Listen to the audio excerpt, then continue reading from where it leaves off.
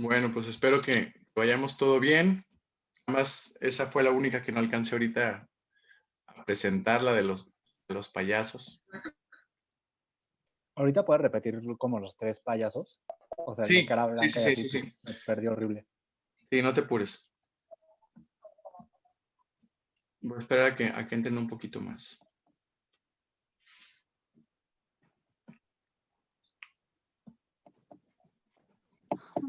Me salí. Me salí, me salí.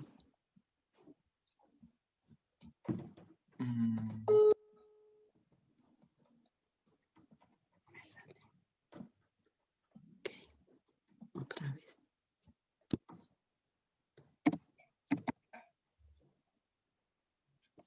¿Listos? A ver, permítanme. Ponemos el micrófono en silencio, porfa. Y bueno, me piden, voy a hablar un poquito, retomar un poquito esto de los payasos. La dinámica que se empieza a gestar con esta, ¿cómo decirlo? Con esta poética del payaso, ¿no? ¿Cuál es la diferencia por qué clown y no payaso, ¿no? ¿Cuál es bueno, pues es simplemente para hacer una distinción en estas personas que tienen un poco más de sensibilidad. Hay payasos, por decirles así, fabulosos, pero payaso vamos a quedarnos con este término de esta persona que está más habilitado para televisión o para una fiesta de cumpleaños, que es una chamba súper respetable y súper, pero bueno, el maestro que yo tengo de clown o que me ha enseñado un poquito de clown, habla de conectar tu corazón con el público y de demostrar esta verdad de que no hay edad, que todo te puede maravillar y sorprender como un payaso, como un clown. De eso se trata un poquito la diferencia entre este payaso, pues que te hace una broma pesada o que nada más dice, ¡ganó mi equipo! Pues no, no se trata de eso, ¿no? El chiste es, la verdad, tener una comunión bonita con el público. Y lo que se ha construido un poquito es estos tres personajes. El cara blanca, les mencionaba que era un payaso, digo, ya esto ya no se ve, pero era un payaso que tocaba un instrumento, podría ser un instrumento de viento o de cuerda, hablaba con el público, casi no fingía la voz, podría ser una voz grave, a veces pintaba una lágrima, luego empezó a tener una dinámica con el Augusto. El Augusto, este personaje era flojo, buscaba siempre el camino más sencillo, era bribón. Entonces empieza a ocurrir esta primera dinámica que hemos visto con el presentador y el patiño, ¿no? No, señor, le estoy diciendo que no, y el otro que anda borrachito y cositas así, ¿no? Y luego hubo un tercer elemento que lo toman muchos chicharrines y varios que utilizan dinámica de tres para poder hacer para poder contar los chistes. De los que tengo aquí puestos que no les mencioné fue Slava Polunin, un ruso que todavía está activo. Y bueno, ahorita con la pandemia pues todo es diferente, pero pues un clown muy activo todavía. Bueno, vamos a pasar entonces a teatro contemporáneo. A ver, no se carga. Teatro contemporáneo. Vamos a hablar teatro contemporáneo desde de 1800 para acá. ¿Sí? Vamos a empezar, entonces habíamos dejado con el prerromanticismo alemán y ahora sí nos vamos de lleno con el romanticismo en teatro. Y porque el romanticismo abarca, pues obviamente, poesía, literatura, música, pintura, etcétera. En teatro de los más destacados son Víctor Hugo y José de Zorrilla. Hay muchos más, pero hablar de estos dos. Víctor Hugo es más destacado, damos silencio por favor, micros. Víctor Hugo es más destacado en su novela, ¿no? Los Miserables y la Señora de Notre Dame, es el Jorobado de Notre Dame, pues Señora de París, ¿no? No sé, el chiste es que esas dos novelas son las más famosas, pero tiene teatro, un teatro que muy difícil de representar. Tenemos, por ejemplo, El Rey se divierte, la censuraron inmediatamente estrenada esa obra, por Prada, luego la retoma en la ópera. Vamos a ver que muchas de las obras que ahorita hemos platicado van a retomar en la ópera.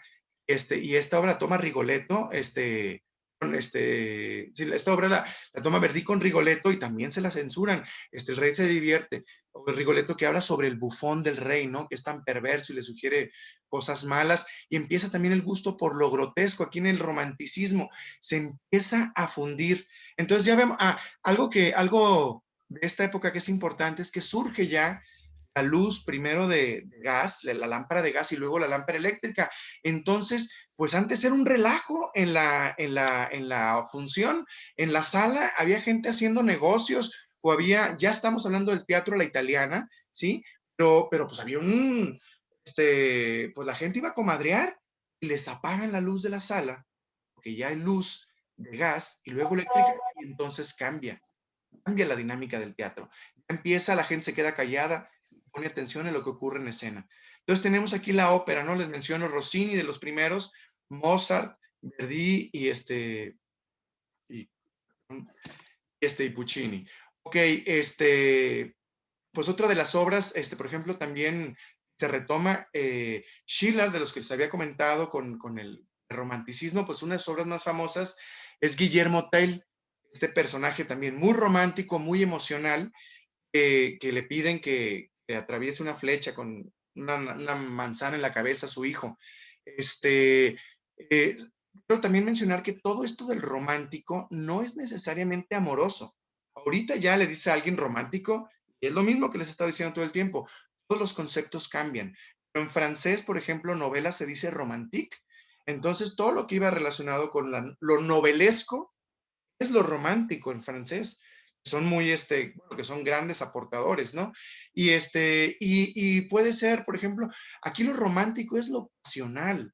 A veces puede ser una pasión de ira, a veces puede ser una pasión de tristeza, no necesariamente tiene que ser de amor, sí, de romance amoroso. Destaca como romántico de la ópera Richard Wagner. Yo me pregunto por qué no hay tantas películas sobre él, porque su vida es muy interesante. Es una persona, híjole, murió pobre y componía vestido de seda y con las extravagancias más exquisitas que se pueden imaginar. Estuvo huyendo de muchísimos acreedores. Le debía a todo mundo. Eh, Hubo muchos judíos que lo ayudaron y él fue, ¿cómo decirlo? Parte de la semilla del antisemitismo nazista. Y es muy interesante su historia que pues no tenemos para hablar ahorita, solamente comentarles, bueno, que fue creador de un teatro total, que ya sus predecesores ya lo habían intentado, pero él ya llevó a lo máximo esto que es teatro total. La música, la literatura, las actuaciones, los decorados, la arquitectura, todo es arte, todo es arte. Y de sus obras más famosas es El Anillo del Nibelungo, es una tetralogía de óperas. Se sigue celebrando en esta ciudad impronunciable para mí, Bayreuth, en Alemania, y son obras de 4 horas, entonces las 4 duran 16 horas.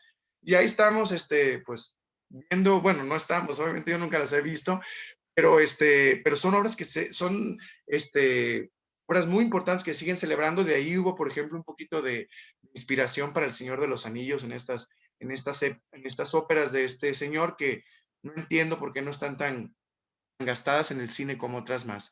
Bueno, hablamos ya del realismo.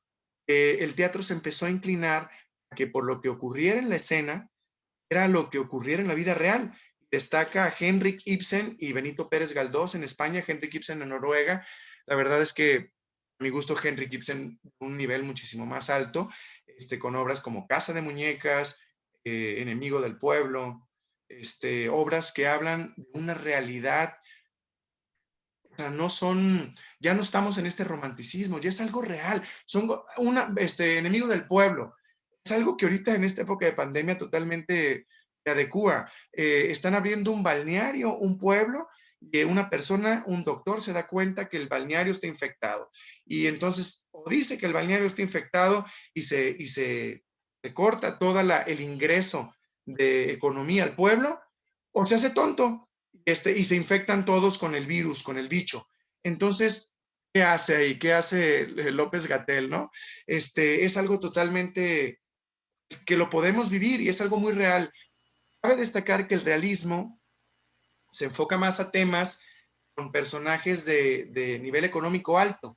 Y el naturalismo, el siguiente tema, ya abarca, se fija más en lo que sucede con las clases no tan favorecidas, como Strindberg lo hace con Señorita Julia, ¿no? Que vemos lo que le pasa al mozo de Señorita Julia y cómo este naturalismo, que se trata de un realismo a todo lo que da. Porfa, revisen micros porque oigo una licuadora o algo así. Esta época de este naturalismo, de que vemos la realidad más allá. Ya no solamente vemos una cocina, la cocina tiene suciedad, tiene telarañas, incluso si podemos hay un olor, ¿sí? Ese es el naturalismo, que en el cine le funcionó de maravilla, ¿no? Porque en el cine existen los micrófonos y el actor ya no tiene que levantar la voz, sino que el actor ya te puede hablar aquí naturalistamente. Sí, entonces ya es diferente. El naturalismo ruso de Anton Chekhov, exquisito, de los pilares de la dramaturgia. Chekhov, una persona también muy interesante, un doctor, que al final de su vida empezó a dar pie. Él era cuentista y y médico, y le sugirieron que se abocara más a la carrera literaria y empezó a involucrarse más con este naturalismo, con una obra, La Gaviota, que la llevó a escena y fue un fracaso total, pero después otro personaje que ahorita vamos a ver la llevó a una máxima expresión. Bueno, el teatro de Chekhov es un teatro muy difícil de entender a veces, porque es un teatro en donde no pasa nada.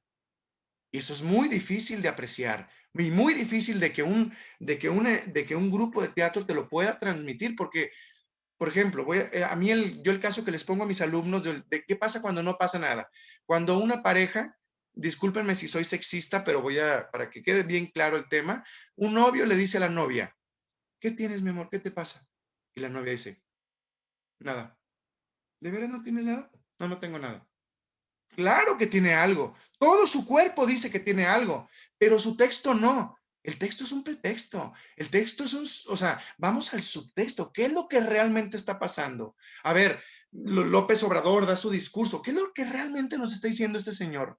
O cualquiera, ¿no? O sea, esto es lo que averigua el naturalismo. Lo que sucede cuando no sucede nada. Cuando no me atrevo a declararle mi amor a la persona que amo. Cuando pasan tantas cosas como en la vida real de contraverdad. Y bueno, este señor dice que eso es interesante. Ahorita vamos a ver que otros señores dicen, no, eso no es interesante. Todo se vale.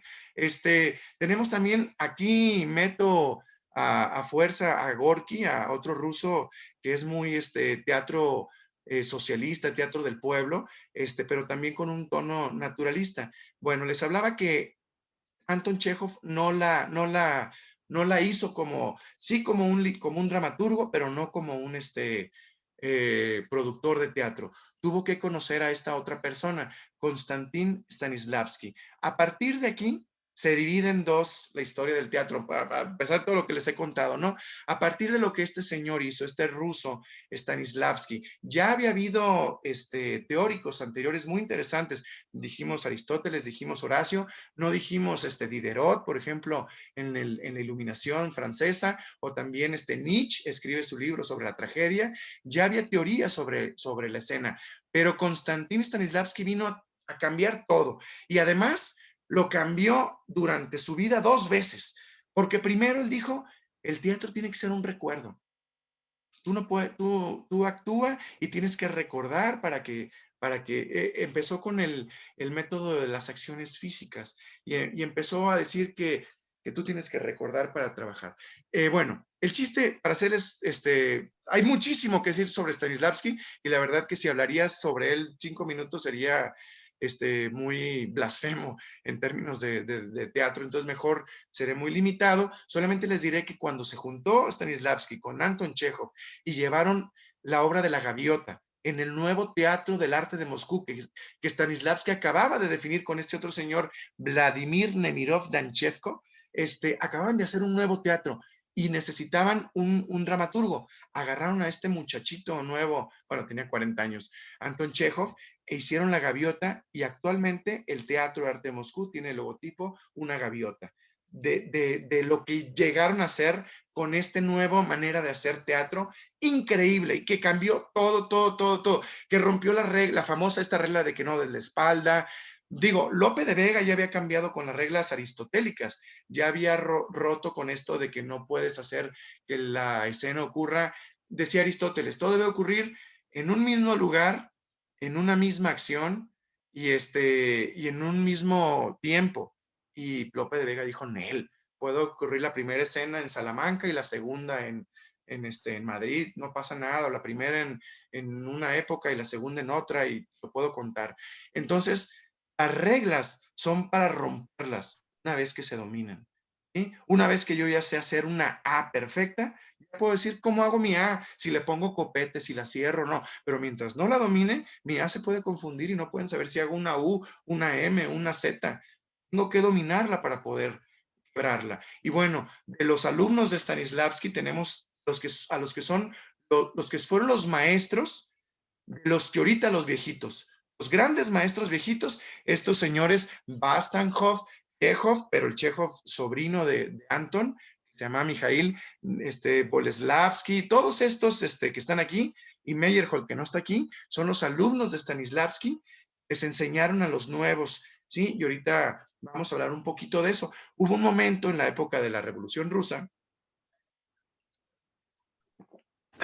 fue muy larga en la época de todos los de la caída de los zares y todo esto, que Stanislavski se fue a América, se fue a Estados Unidos, y les enseñó a los gringos su teatro, y se quedaron ahí Boleslavsky y Openskaya, disculpen mi ruso, no es muy bueno, pero bueno, el chiste es que estos señores les enseñaron a los demás. Volvemos un poquito, seguimos en Europa, seguimos en Inglaterra y en Francia con Wilde, Maeterlinck, con el simbolismo de Wilde. Les recomiendo Salomé, que es una obra preciosa, simbolista, en donde todo significa más cosas. Todo lo que no te puedo decir aquí en el texto, lo digo con la luna, te lo digo con el vestuario, te lo digo con muchísimos elementos, que la mitad del texto está en todos los símbolos que hay ahí. Pero para no atorarme, me sigo. Con estos señores dijeron, hey, el teatro realista está aburrido. Realismo, para realismo mejor veo mi casa. El teatro tiene que ser expresionismo, tiene que sacarte la realidad. Entonces está este alumno de Stanislavski, que es Meyerhold, que hace un teatro físico, un teatro donde el cuerpo es el que te cuenta la emoción. No me importa quién es el papá, quién es la mamá, quién lo mató. A mí lo que me importa es lo que siento, lo que expreso, lo que emociono. Y este señor crea un código, un abecedario de movimientos con el que yo te puedo comunicar lo que sea. Y aquí, por ejemplo, importa mucho la división del movimiento, el antes del movimiento, durante el movimiento y posterior al movimiento, y volver a la restauración. Y desde la escenografía, la iluminación, el vestuario, todo te está contando algo. Está un poquito mal que agrupe estos tres personajes en la misma lámina, pero bueno, por cuestiones de tiempo y porque son loquitos más o menos de la misma época, pues cabe. Bertolt Brecht es otro de los pilares del teatro, Shakespeare, Anton Chekhov, Bertolt Brecht, son los tres grandes, que se considera, ¿no? Habrá personas que tengan mayor inclinación por uno o por otro. Bueno, y Sófocles a lo mejor. Pero Brecht vino a cambiar todo. Y ahorita, a ver si alcanzamos. No vamos a alcanzar, ¿verdad? Ya son las 9. Bueno, tengo otro link. No, pero ya no alcanzo a ponérselos. Bueno, creo que no vamos a alcanzar me voy a adelantar porque no vamos a alcanzar a ver toda la presentación completa. Quiero que vean solamente que dice aquí hasta el final, http://g.gg Teatroteca Cayo. Y en esta dirección ustedes pueden encontrar esta presentación. También pueden encontrar un catálogo de 600 obras. Están más o menos divididas así como ¿cómo se llama? Como esta. Por el chat, el nuevo link. A ver, no sé, sí quedan más de 10 minutos, entonces a ver. Lo que pasa es que, bueno, miren, ¿saben qué? Hay personas que se programaron para dedicarle 1 hora a esto. Entonces voy a estar en esta, y si quieren, programamos una nueva. Programamos una nueva, para que abarquemos el teatro contemporáneo, y que no sea tan pesado. Digo, como pueden ver, ya son poquitas, como unas 20 a lo mejor, y si alcanzamos. Pero si nos falta por ver, ya les dejo esa dirección, es http://gg.gg/teatroteca Cayo. Ahí pueden ver la presentación, y bueno, la verdad, esta es la primera vez que hago la presentación. Hace ratito sí la hice, sí duré lo que debía durar, pero ahorita me emocioné más y no. Pero bueno, ok. Tenemos entonces a estos señores expresionistas. Bertolt Brecht propone el distanciamiento con su teatro épico. El distanciamiento. A veces no puedes ver el bosque porque tiene los árboles enfrente. Entonces Bertolt Brecht dice, no, hazte para acá. Ponle cosas al teatro que a tanto al actor como al público no se les olvide que esto es teatro. Y el actor se voltea y se dirige al público, o cantan, o usan máscaras, o el teatro está totalmente expuesto, bichi, como decimos nosotros ahí, mochis. Se ven todas las, ¿cómo se dice? Los telones están abiertos para que se vea que es teatro, que estamos ahí. Y tenemos a este señor, Artaud, Antoine Artaud, francés, que hace un teatro de la crueldad, también muy emocional, muy interesante y muy distinto a lo que se estaba haciendo. En España tenemos a Valle Inclán, a Lorca y ahorita también metido a Calzador Buero Vallejo, que es ya más reciente. A ver, porfa, con el micro, alguien tiene el micro abierto. Gracias. Ok, Valle Inclán con su teatro El Esperpento, Lorca con un teatro precioso, poético, que al principio empieza siendo muy surrealista. De hecho, el teatro surrealista de Lorca es muy desconocido.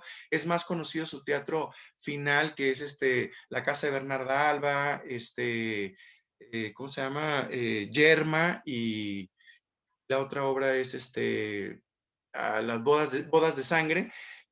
Son obras en un contexto más realista, con una poesía preciosa. Lorca también tiene mucha poesía, pero su teatro surrealista también es muy interesante. Él es contemporáneo y amigo de Dalí, de Breton y de todos ellos. Muchísimos personajes que contribuyeron al teatro del siglo XX con su teoría, como Gordon Craig, Adolf Appia, Tadeusz Kantor, Grotowski, Augusto Boal, Peter Brook y Eugenio Barba. Estos últimos tres todavía vivos, por mencionar algunos. Surge el teatro del absurdo, un teatro a raíz de una depresión, la Segunda Guerra Mundial, de una decepción de la calidad humana, de cómo, de lo que alcanzamos. El ser humano se sorprendió a sí mismo de lo que llegó a ser. Y este teatro es un teatro que es un teatro que lamenta que es el ser humano, con emociones que no tienen sentido. Destaca de Samuel Beckett Esperando a Godot, de Eugenio Ionesco Las Sillas, que llega a ser muy bonito.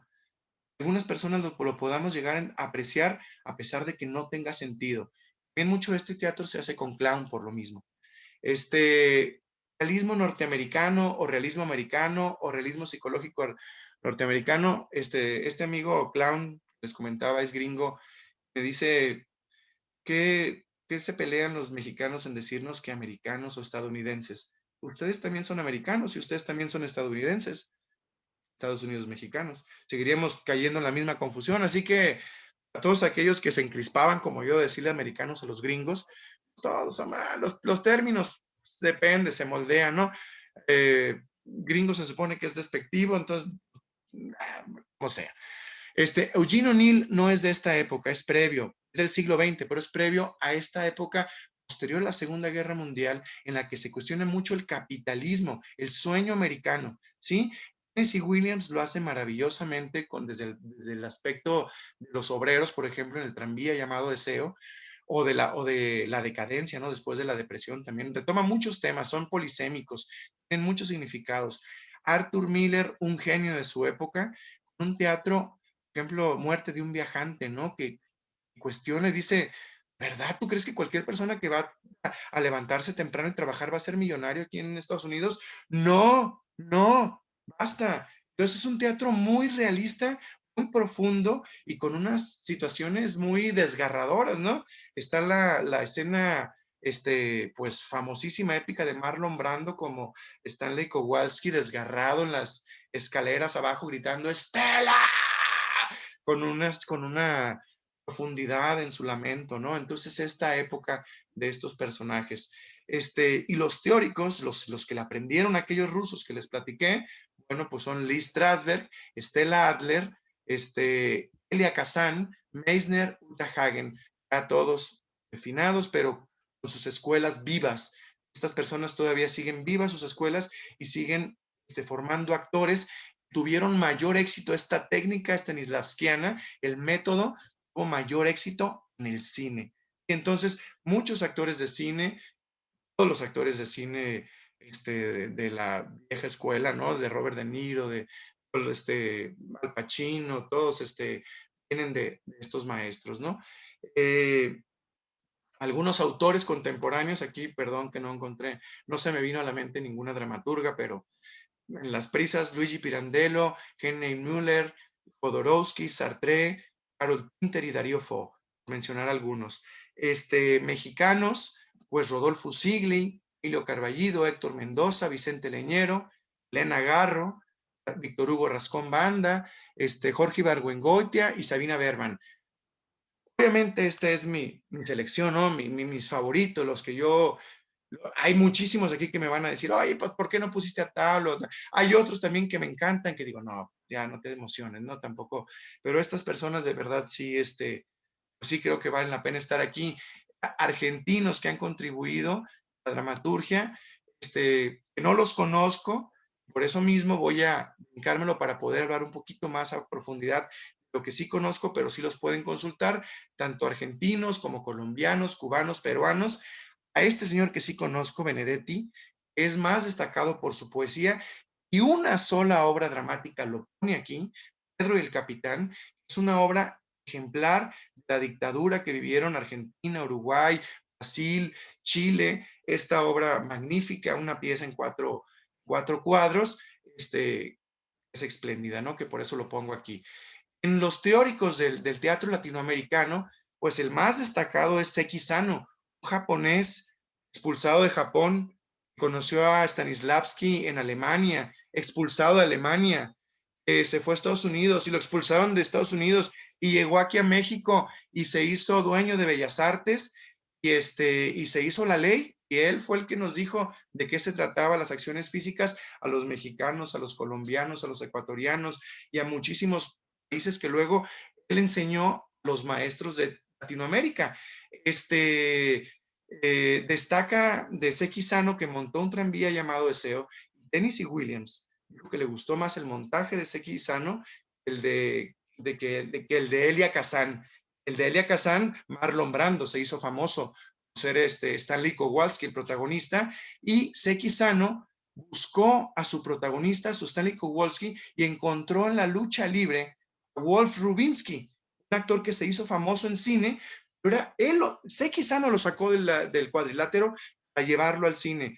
Tennessee Williams le dijo, me gustó más tu tranvía que el de Elia Kazan, que digo, bueno, quién sabe si es cierto, no me lo contó Seki. Bueno, vamos a hablar aquí también del teatro, de la comedia musical, ¿no? Que tuvo mayor impulso en Estados Unidos, pero en muchas otras partes, en Londres, en otras partes del planeta, obras como Cats, como Vaselina, Fantasma de la Ópera, etcétera, pues tienen, por supuesto, que ser mencionadas en esta presentación. Géneros van, géneros vienen. Hay teatro musical que se ha puesto de moda y que no. En la época del siglo de oro español se puso de moda la zarzuela. Un teatro musical previo a la ópera, previo. Otra cosa que no les mencioné en el neoclasicismo francés, ahí surge el ballet. Ahí estaba el rey Luis XIV, el rey Sol, le encantaba bailar y cantar, y junto con Molière hacían obras de teatro con ballet, y ahí se definieron todas las posiciones del ballet clásico que hoy se conoce, ¿no? Desde aquel entonces. Y también otro género que se puso de moda en algún momento y ahorita pues ya no, en la época de los griegos, se acostumbraba a que fueran 3 tragedias y una comedia. y había también los dramas satíricos, ¿sí? Las comedias satíricas, perdón, con personajes satíricos que son estos mitad hombre, mitad animal, muy sexuales, ¿no? Ya para no profundizar con esos temas tan escabrosos. El teatro contemporáneo, el performance, vamos a esta mujer, una mujer que debe ser destacada, y aquí voy a hablar de un arte que no por ejemplo, tengo aquí a Jackson Pollock, un pintor, que hacía happening, aparte del evento, verlo pintar. Unas pinturas que yo en lo particular saco de todos estos que dicen, eso yo lo puedo hacer, como este de M. Catelán, que está vivo, o Wilfrido Prieto. M. Catelán puso un plátano, sí, hace 10 años o 5 años, no sé cuándo, un plátano pegado en la pared de una galería, y ya, 10,000 euros. Y este Wilfrido Prieto puso un vaso medio lleno, también una galería, 10,000 euros. Es un arte que cuestiona, que nace todo esta obra que originalmente se conoce como la obra de Marcel Duchamp, La Fuente de Duchamp, pero aquí tacho yo, porque esta obra no es de Duchamp, es uno de los grandes, esta obra está considerada como la obra icónica del siglo XX y se llama La Fuente de Duchamp y no es de Duchamp. El señor se la pirateó, porque lo hace todavía más icónica del siglo XX y se la pirateó a una mujer. Esta mujer, la baronesa Dada, hablamos de 1917 en Alemania, Elsa von Fregenthal, ella le regaló el urinario a Duchamp. Y Duchamp dijo que Duchamp ya era un artista conceptual y él dijo, oye, esto es mi obra, inventó. Esta mujer fue la que le puso R. Mut y 1917 y luego le cacharon la mentira al señor. Y esta obra que representa el arte del siglo XX que se le atribuye a una persona no es de él. Entonces, sí, mucho tiene que ver. Bertolt Brecht también fue otro carambas que abusó de sus compañeras y no les daba el crédito. Y él se llevaba todo el crédito cuando tenía personas, mujeres, ayudándole. Bueno, otro tipo de performance que podemos apreciar, eventos performáticos contestatarios o que se oponen, son las manifestaciones o los flash mob, ¿no? Que son manifestaciones musicales de baile que se realizan inmediatamente.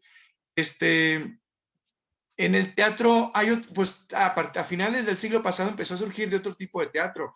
El stand-up es otro tipo de teatro. La impro match, donde hay duelos de actores que están improvisando y entonces se vuelve más interesante la herramienta del actor, el texto. Y ya hay otras cosas que podemos apreciar. Tenemos el microteatro, donde son una obra de 15 minutos en 15 metros cuadrados con 15 personas de público.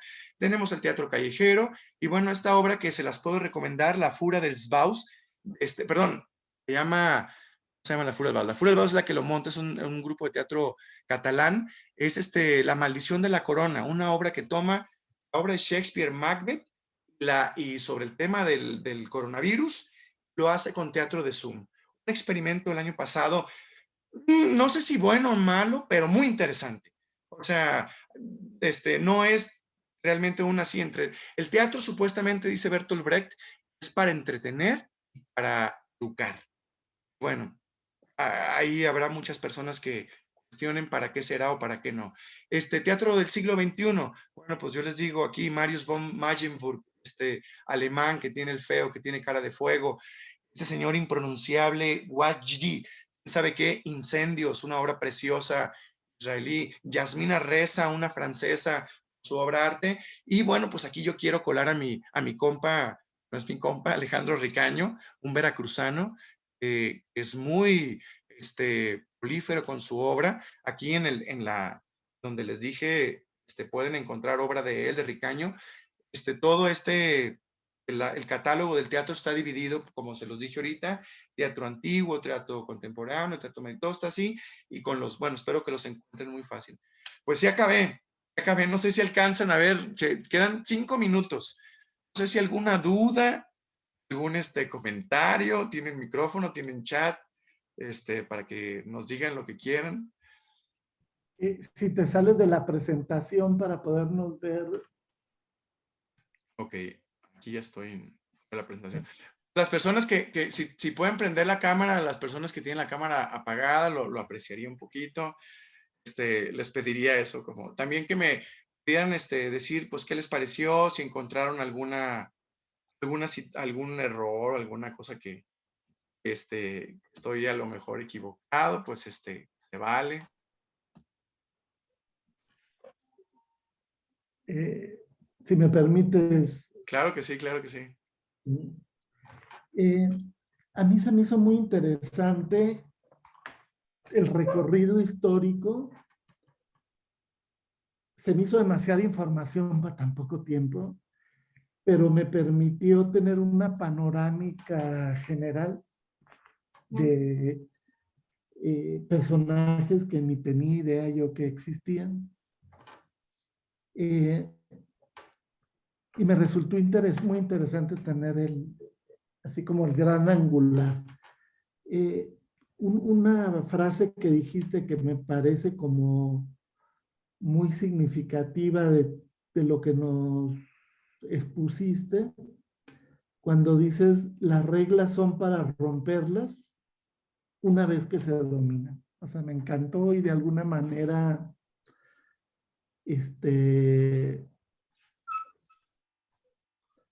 creo que está en el espíritu de lo que nos compartes. Muchas gracias. Y yo lo que te diría es, a mí me encantaría que seleccionaras alguna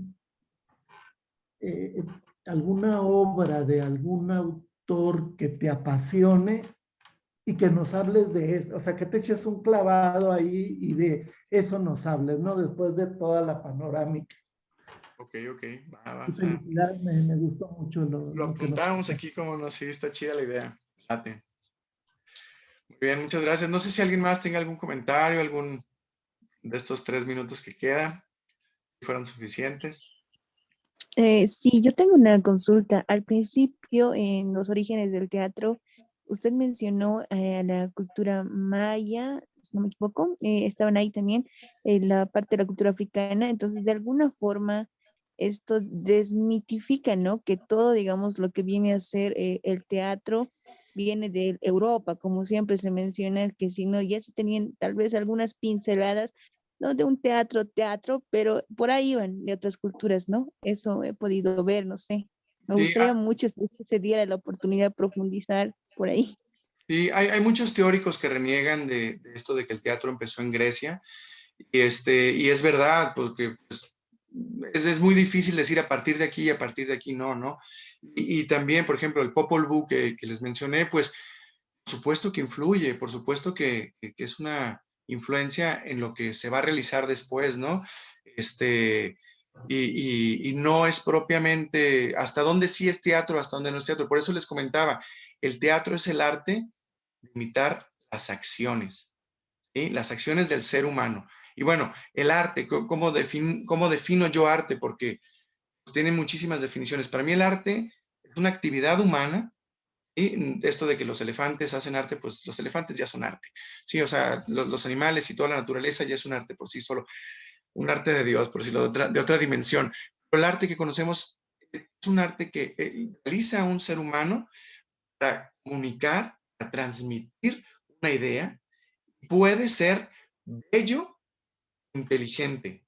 ¿Sí? Depende de de su forma y de su contenido. Y pues agárrate de lo que puedas, ¿no? O sea, ¿cómo vas a, o sea, y insisto, las reglas son para romperse, porque se empiezan a fundir y si, a ver, y si entonces, si mi pintura canta, entonces, ¿qué anda? Ahorita con la tecnología, ¿ya es pintura o es Entonces se trata de ver, buscarle el modo de, a ver, cómo, no sé, pues hay muchos, alumnos que son, buscan la manera de buscar dónde hay una excepción a la regla, ¿no? Y ahí es donde funciona esto. Pues bueno, chicos, pues señores, muchísimas gracias por su compañía, lo disfruté mucho. Esperemos que se repita, ahí pondré más temas y quedan anotadas las sugerencias, cualquier cosa por correo, por WhatsApp, seguimos en contacto. Muchas gracias, buenas noches. Gracias, buenas noches. Muy bien. Gracias a usted. Gracias. Muchas Bye. gracias. Gracias. Bye.